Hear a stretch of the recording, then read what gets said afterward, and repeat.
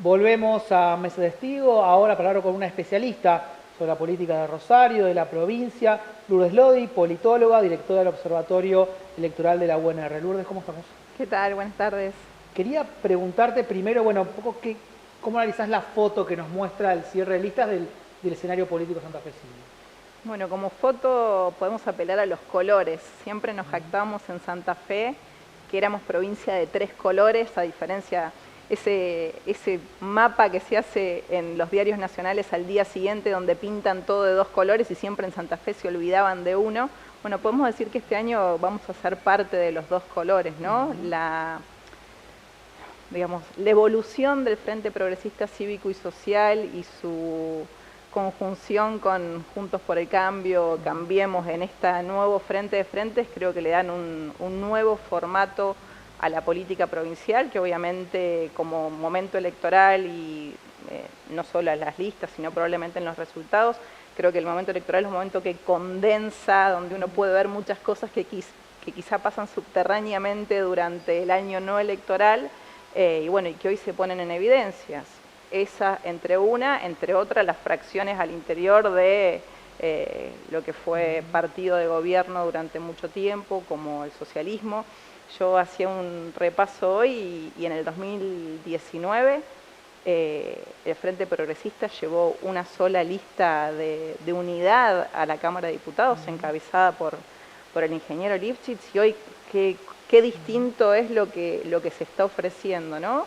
Mismo con el PRO, con candidatos de un lado y del otro, en fórmulas tanto de gobernador, con 2 fórmulas para intendente Rosario, con 2 fórmulas para el Senado, con distintas listas para la Cámara de Diputados. Habla de cierto desdibujamiento de la figura partido político como unidad y como referencia, y sí una inevitable lógica coalicional propia del sistema de primarias, y una fragmentación que, también creo que se va a evidenciar después en cómo se configuran los cuerpos legislativos en términos de bloques, ¿no? Con el impacto que eso tiene para la gobernabilidad, según cómo queden equilibrados los pesos, sobre todo con los 28 de la Cámara de Diputados.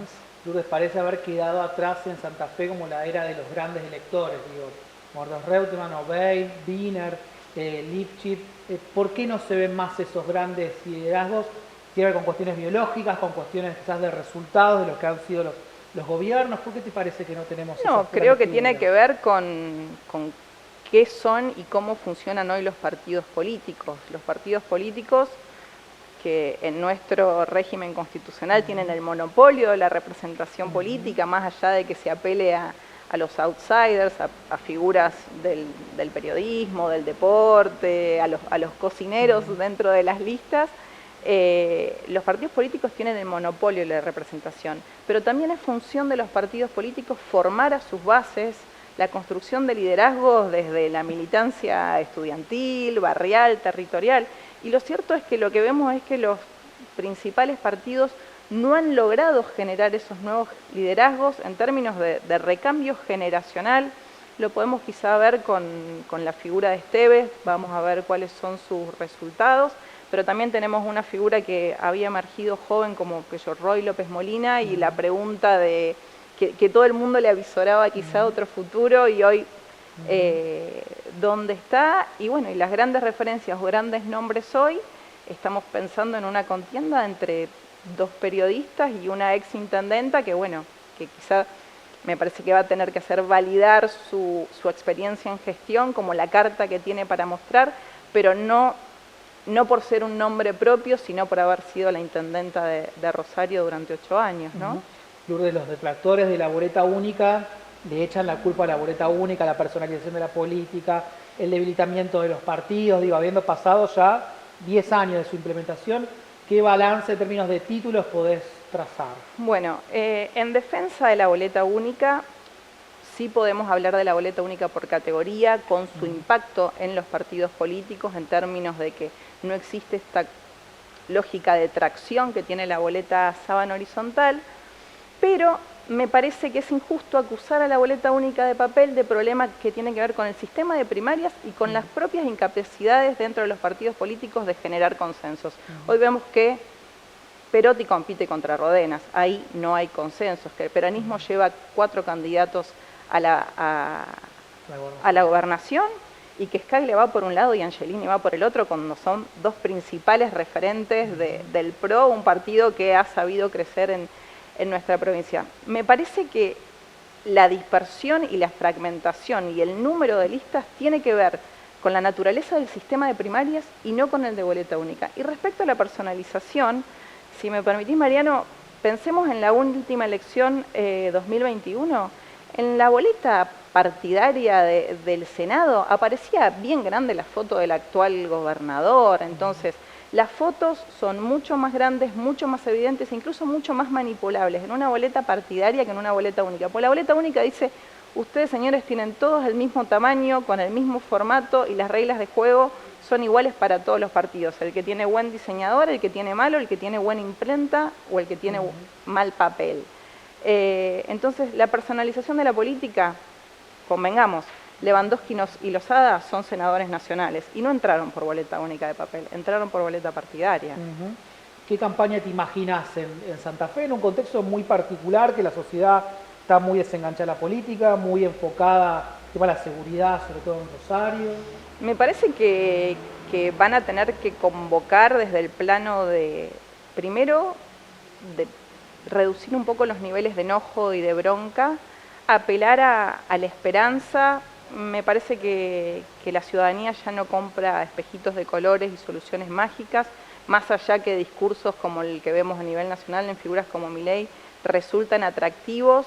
Creo que quien sepa transmitir confianza y vocación por lo público va a cosechar mejores resultados, pero bueno, me parece que tendríamos que primero esperar a ver qué pasa con la primaria, porque en la primaria se ponen en juego otras cosas. Y me parece también súper importante que desde la comunicación, desde los medios, de los periódicos, la radio, podamos hacer un poco de pedagogía electoral, explicándole a la ciudadanía qué es lo que se resuelve en una elección primaria, qué es lo que se resuelve en una elección general, cómo se eligen diputados, cómo se define un senador provincial, cómo se distingue esto de una elección nacional posterior, porque me parece que además del desconocimiento de la oferta electoral por su excesivo número, ¿no? Que ni vos ni yo conocemos a 25 de los cabezas de lista que hay capaz para la Cámara Baja provincial, me parece que el primer paso es conocer las reglas de juego, y conociendo las reglas de juego, el segundo paso es conocer quiénes, por qué y para qué quieren acceder a esos cargos, y bueno, a partir de ahí estará el voto más o menos estratégico, poco del voto ideológico hoy, me parece, ¿no? Como está bastante desideologizado en el sentido de que se compiten en contra por distintos frentes, los propios partidos desdibujan la referencia ideológica. Así que no sabría decirte cómo va a votar la ciudadanía. Me parece que con la boleta única posterior al 16 de julio podemos pensar en escenarios. Hasta hoy hay que buscar un poquito de orden, ¿no? Hablando de reglas de juego, esta semana tuvimos una novedad importante, que es que el Tribunal Electoral habilitó el voto joven para los jóvenes justamente de 16 y 17 años. ¿Cuál es tu lectura de esta decisión? También con una forma particular, llamativa, que es que no fue a través de la legislatura ni una reforma constitucional menos, sino a través de un tribunal con un proceso electoral ya iniciado, ¿no? Bien, bueno, primero eso, la palabra es la sorpresa, ¿no? Algo sobre lo que se estuvo trabajando mucho, incluso la ley de ciudadanía que habilitó el voto de los jóvenes a nivel nacional es del año 2012. Desde ese momento muchas provincias han hecho reformas para habilitar el voto de los jóvenes a nivel local y provincial. Y bueno, Santa Fe tenía este tema pendiente, pero no lo tenía pendiente porque sí, lo tenía pendiente porque hay un artículo de nuestra Constitución provincial que plantea que el voto es de los 18 años, es un derecho y una obligación también de los ciudadanos mayores de 18 años. Me llama la atención, como vos planteabas, el timing, el proceso electoral está en curso, quizá los candidatos los partidos políticos si hubiesen servido de otros candidatos, de haber sabido que se incorporaban 80.000 votantes al padrón menores de 18 años. Entonces, les cambiaste la regla del juego cuando ellos ya definieron el equipo que entraba a la cancha. No me parece justo. En segundo lugar, me preocupa que se puedan resolver cuestiones que deberían resolverse por la vía primero de una convención constituyente y si no como alternativa por la vía democrática de una resolución legislativa de la legislatura provincial, por la vía judicial, porque así como resolvimos voto joven, podríamos resolver autonomía o podríamos resolver reelección. Entonces, estamos abriendo una puerta de lo que cuando damos clase de Derecho Constitucional llamamos el gobierno de los jueces. Celebro el avance en términos de derechos y de promoción de la participación de los jóvenes en política. Creo que es un poquito a destiempo, pero bueno, en términos burocráticos será... generalmente teníamos que explicarles desde el observatorio, desde las capacitaciones a las autoridades de mesa, bueno, el joven, ojos, darle solo el sobre, no darle la boleta partidaria, el que está marcado en el padrón con otro color. Hoy, de alguna forma, esto simplifica el proceso administrativo en términos de que el padrón provincial es el mismo que el padrón nacional y que al elector, en este caso son elecciones desdobladas, pero en elecciones simultáneas no habría que estar teniendo ese resguardo de no entregarle una boleta única a un menor de edad. Lourdes, gracias por venir. Un gusto. Quédese que seguimos con más mesas testigos después de esta pequeña pausa.